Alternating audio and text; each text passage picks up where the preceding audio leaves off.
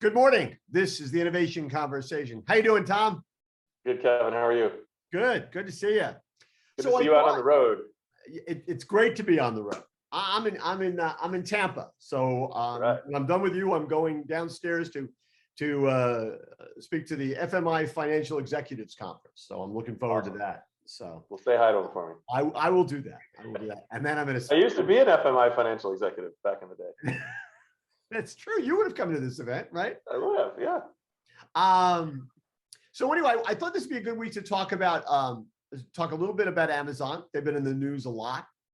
The story that got attention yesterday, Tuesday, was the fact that they were closing 6 Whole Food stores around the country. Some of them in all because they were, they were performance challenged. And a couple of them, it wasn't apparently a surprise, too much of a surprise to observers because they were in neighborhoods that were they were not affluent, and shopping at Whole Foods costs some money. Even though I guess at least in Chicago they had made a big deal about wanting to serve food deserts, underserved communities. Still, it's just like 1% of their total fleet. But it does come after they've closed a bunch of, they've closed all their bookstores, they've closed all their 4-star stores, they've closed all their pop-up stores. What do you think? I mean, is the media and in general making a mountain out of a molehill, or what's your sense of it? Well, I certainly think it's noteworthy, on probably a number of dimensions. I mean, yeah, we saw them close basically all of their non-food based stores, right? They closed all of those in kind of late 21 through now, to focus on the growth of fresh and grocery formats. And we are seeing lots of starts, of those stores. Now, I know they had very aggressive plans for those formats in 22. My guess is, given the current environment and their quest to be a little bit more efficient, and maybe a little less kind of capital intensive or investment intensive, you may see the rollout of new stores slow a bit in the near term. So kind of within that broader context, not surprised to see a handful of stores be closed. Tough call closing it in those communities, especially for a company like Amazon that's on this PR tightrope right now, on a number of fronts. That is They are fighting a lot of different battles, I'll tell you. They are fighting a lot of different battles. It's and for a company that wants to be laser focused on their customer, when you have all these battles coming from other directions, it's tough, it's draining. And that is something probably to be at least somewhat concerned about. Although I do think the company's really well wired and can withstand this. But so, I guess I'm not surprised to see them close some stores, when you're looking for efficiency. If you don't see, a future of growth and profitability for those locations, they won't be afraid to make that move. And like you said, it's only 1%. The communities that it's serving is tough. I do think that, Amazon should be thinking how they develop an offering that can serve that community. Amazon is one of the few companies, that has the kind of scale where they could potentially take that on. So that is something they should consider. Maybe tough to consider it right now in the current environment, but I think it's something they should be mindful of, at least. Well, I mean, I kind of wondered why, and I'm sure there are 1,000 reasons not to do it, but why they didn't think about putting an Amazon Fresh store in there, which are certainly not as upscale as Whole Foods stores. I mean, they could do it without even some of the technology they put into some of the other stores. And not only does it serve the community in a traditional sense, it also serves as one more delivery, place that serves as a dark store to serve, outlying areas. I do think I think you make a really good point, though, that they do have to be a little concerned about optics. And I couldn't help but, these stores were, I think, all opened before Amazon actually bought Whole Foods, which suggests, they're even further along I mean, we know that, Mackey is supposed to retire at the end of this year. Amazon's, we don't know who's going to replace him yet, I don't think. So is the Amazonization, if that's a word, of Whole Foods, is this one step further along? And I'm not even sure it's a bad thing. I'm just asking the question. Yeah, I mean, it certainly seems like it could be. It could be a combination of store volume, growth potential, profitability, fit with the market. It was important, noble, motivation for Whole Foods originally opening in those areas. And I think they genuinely felt that offer in that community is what that, literally starving community needs, right? And it just hasn't panned out. So I mean, it's tough for Amazon to come in and be the bad guy in that case. But if there's not a path there, if there's not a future, it's a tough business decision. But if the community is not embracing it to the level it needs to, and it's a drain on your shareholders, those are tough decisions. But your point on, could a fresh format have worked there? Perhaps. Although the Amazon Fresh customer, while they're different than the Whole Foods customer, a lot of the makeup of that customer, the demographic makeup of that customer is similar, right? Their motivation for shopping the format is different because you're looking for utility, speed, right? Convenience. And I just don't know how that fits the needs of that community. Probably not perfectly, but like I said, there probably is a format, given their scale, that they could actually operate in those areas. And all this is happening as they're coming out with their quarterly numbers, which were certainly disappointing to the market. What they've lost 20% or so of their market value in the last week or so. Which what do we so Bezos has lost tens of billions of dollars alone. What was your sense of those numbers? I mean, some of it just struck me as being inevitable. Right. I mean, it was coming off the pandemic when things were, high flying, and Amazon at this, listen, is a mature business at this point. Yeah. I mean, it is literally a perfect storm of ascension through the pandemic, and Amazon's ability to respond to that. Although, it was painful for Amazon during the pandemic to change its capacity mix to favor consumable products that customers needed during that time, and then spend 18 months from the beginning of the pandemic forward in doubling its network capacity. Rough numbers: 180 million square feet doubled to 350 million square feet. It's crazy. So they created all this capacity based on the surge. And Amazon has not really come down too hard off of that pandemic surge, but you see it. Now it is soft, and it's down a hair from last year, but last year even held up really well post-pandemic, which was, really pretty amazing. Amazon, I mean, the retail business was soft. It came in below. It came in. I don't know where it came in relative to Amazon's estimates, but it came in below the street's estimates. And of course, they lowered their forward guidance from where they were. Based on this, we saw in our business, we saw the softening of Amazon's demand, over the last few months. January was pretty good. February, March were soft. I just think, given the perfect storm of, inflation, that the stresses of supply chain, the increases in capacity that have not yet been needed. This hit to growth, not surprising, and the hit to profitability, as a result of that, also not surprising. This is not gloom and doom for Amazon. I've from my time at Amazon, till now, so call that over the course of 18 years. I've seen a number of these cycles where, as Amazon's business is surging, they invest ahead of that surge, and it goes through these, kind of softening periods based on, whether it was, 01 was before I got there, but in the 08, time, and there's just various times in the economy, where things soften a little bit. Amazon's fully adept at handling that. You hear them talking about focusing on efficiencies, right? So they use this time now. They build out the capacity. And now they use this time to optimize and get efficiencies right. You know, and then they'll be ready, you know, as the volume comes back. So, you know, definitely a tough time, definitely going to be a lean, you know, year or two for them, but they're going to be pretty well positioned to come out of it. Well, yeah, I mean, they've been through a recession before, right? They were there around in 2008. So they were part, you know, they've weathered that storm.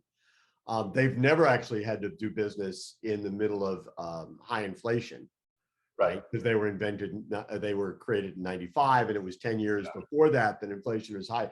I always say I chuckle when I hear people saying, you know, talking about mortgage rates now, because when we bought our house, I checked it recently. We paid it was 13.75% interest. I was at 10 on my first house, so I get it. And right. And so it was like, I don't even know what I was thinking when we bought the house. The good news is we still own it. So, you know, we've done okay. But so it's, I mean, the inflation numbers people were seeing now are nothing like they were in the 80s.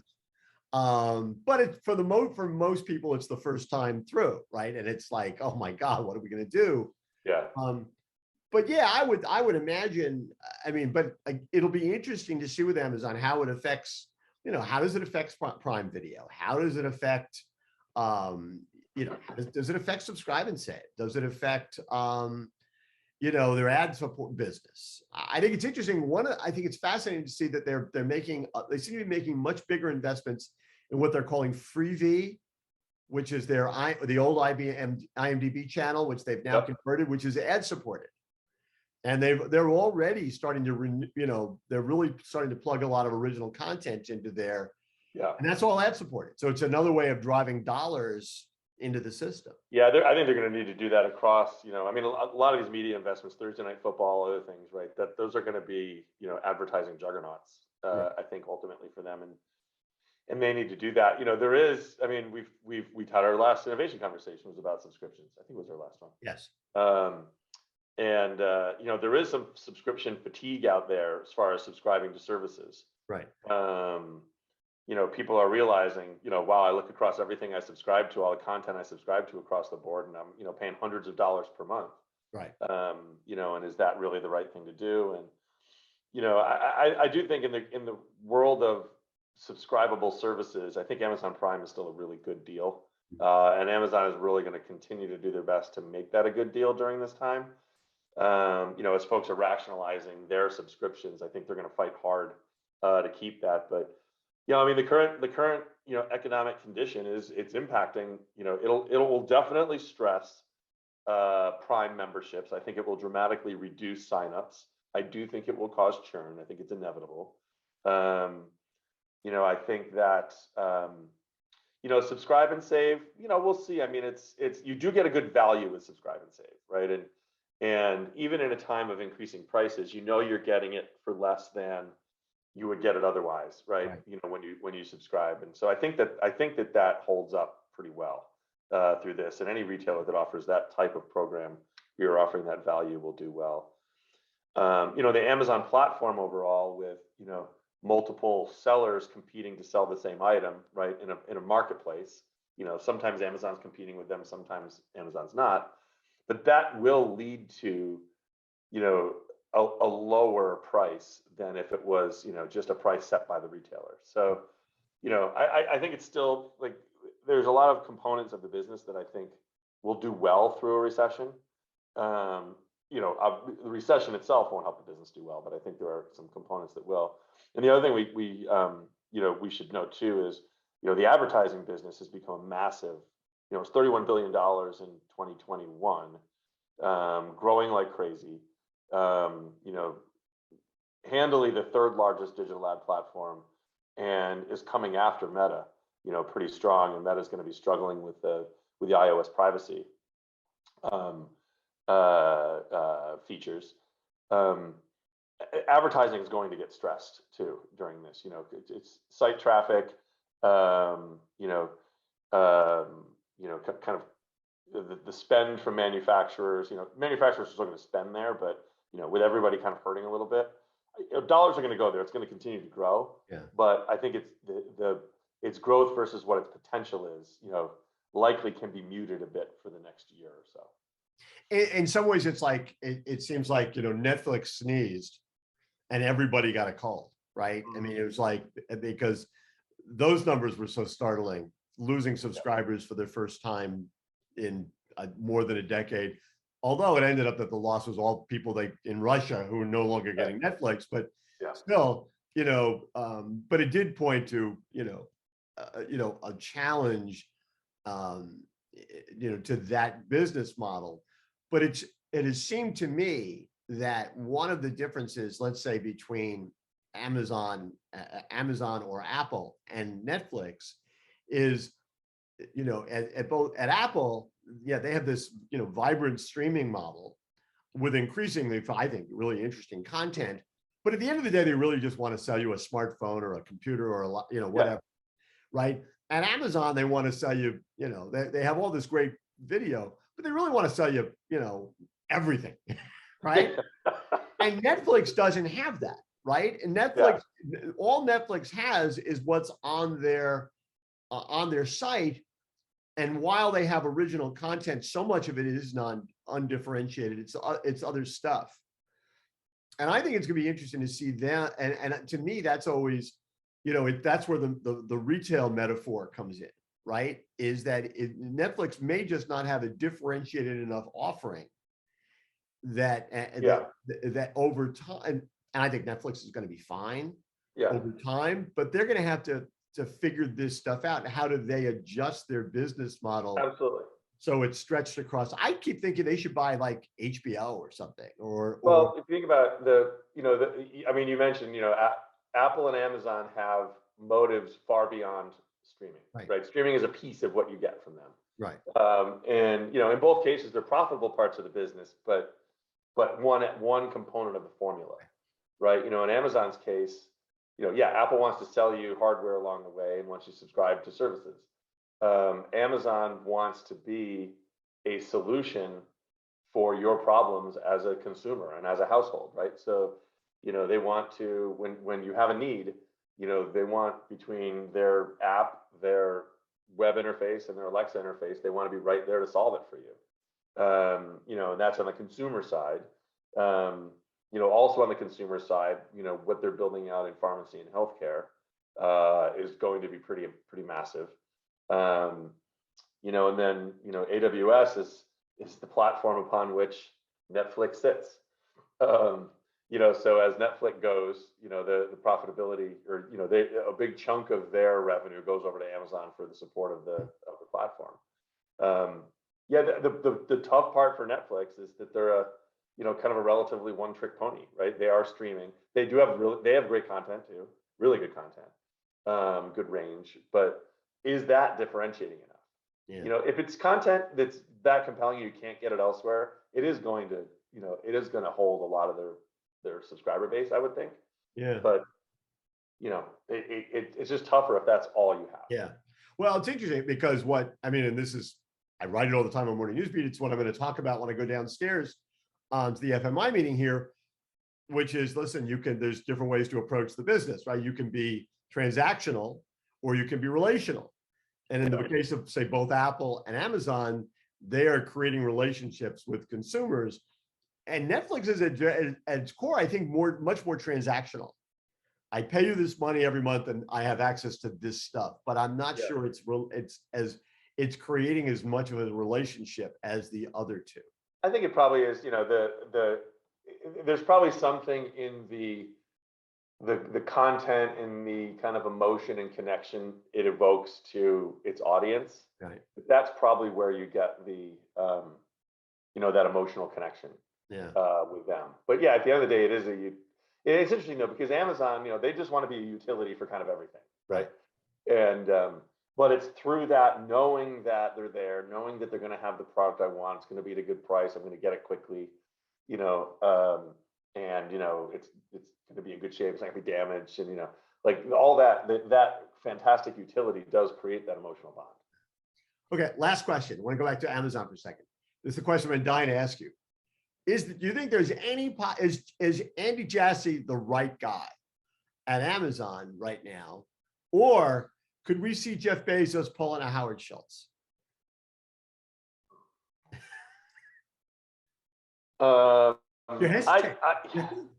No, I'm not really hesitating. I just, yes, I think Jassy's absolutely, a great, CEO for Amazon, and of the two dudes that were the finalists, between he and Wilkie, he couldn't have gone wrong with either one. I mean, they're both, top of their game, top 0.1%, I would say, in like overall ranking of executives in the world. Like these guys are, they're the real deal on so many levels. So, I think he's absolutely the right guy. I think the company's in really good hands. I would encourage folks to read his shareholder letter. Right. It's different than Jeff's was, but you can also see kind of in that why he was Jeff's choice and how he thinks about the business and whatnot. So, no, I think he's the right CEO. I don't know if Jeff B would have it in him to come back. The company's in good hands. He may meddle a little more, or I don't meddle, support a little more. Like he may come back in support of Andy in some cases, but I think the company is in really good. It's in good hands. It's a great, the company has just such good wiring. It's got such an amazing overall executive team, and I mean, it's going to face some challenges, and that's going to stress the team. They may need to make some changes in the team as they go, but I think they've got a pretty good formula there. Yeah, I think my only, I mean, I think a lot of their problems also are, and they've got some optics issues, right? No, definitely do. Yeah, no, like I said, we said earlier, the set of issues that they have that are beyond serving their customers are substantial. Yeah. And they absolutely need to be addressed. And I think they need somebody at the table who's the person whose job is actually to say, wait a minute, can we think about this again? Because it was like, no, just to say, let's think about how this is going to look, and let's see if there's a way to say things differently that will address some of the optics issues. It's like, it's the person that Howard Schultz doesn't have right now, because he keeps shooting off his mouth. Yeah. And he's shooting off his mouth and he's shooting himself in the foot. I'm mixing my metaphors there somehow. Right. But it seems to me that I mean, I think, Bill, though, I think every company needs that. Every company. I agree. I mean, you gotta. So we used to, back in the day at Amazon, we would have an empty seat at the table in a meeting, and that was the customer seat. Yeah. Right. I mean, you could have the activist seat, right, at a table. And you're rarely going to completely please that person, but I think really understanding what that reaction would be to things you're doing.